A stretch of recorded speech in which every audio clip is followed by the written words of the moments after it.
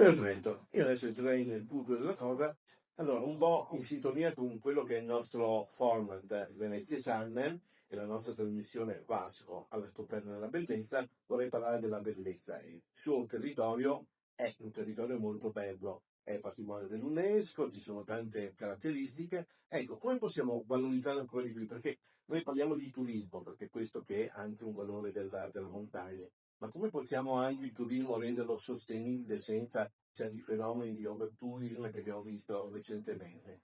Allora, io mi ricollego a Venezia perché di fatto io sono cadorina, quindi sappiamo benissimo che il legame che lega il Cadore con Venezia. Sicuramente per quanto riguarda la Repubblica di Venezia, ma anche tutto il legname che di fatto veniva trasportato dalle foreste del Cadore fino a Venezia lungo tutta l'asta del Piave. Quindi diciamo che c'è questo legame di fatto con la Laguna Veneta.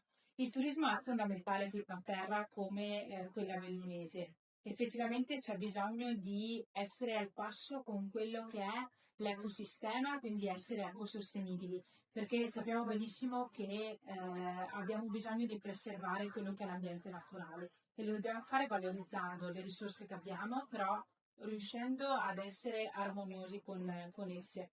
Diciamo che ogni volta che vendiamo una cartolina del nostro territorio ci sono tante cose che non si vedono, ma che di fatto fanno parte di quello che è anche il tessuto sociale. Perché senza ad esempio gli agricoltori di montagna che fanno una gran fatica rispetto magari ad altre zone più comode e meno impervie, riescono a mantenere il territorio, sia per dare una cartolina bella da vedere, ma anche sana, nel senso che sappiamo benissimo che un territorio che ha una manutenzione costante è anche più sicuro e sappiamo benissimo anche, e mi ricollego lo stesso al legame tra Cadore e Venezia, che la montagna di fatto preserva anche i territori di pianura, perché un territorio di montagna non curato e non con un'adeguata manutenzione di fatto potrebbe portare degli scompensi anche nelle terre più basse in pianura. Quindi è importantissimo riuscire ad avere un approccio sinergico e multidisciplinare rispetto a tutte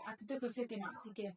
Il territorio è anche cibo, è anche cura del paesaggio, è turismo, è benessere per i cittadini e anche per i turisti, perché sappiamo benissimo che anche noi che in montagna ci viviamo, ci nutriamo anche di quella che è la nostra immagine e anche quello che è il poter vivere all'aria aperta e scoprire il territorio.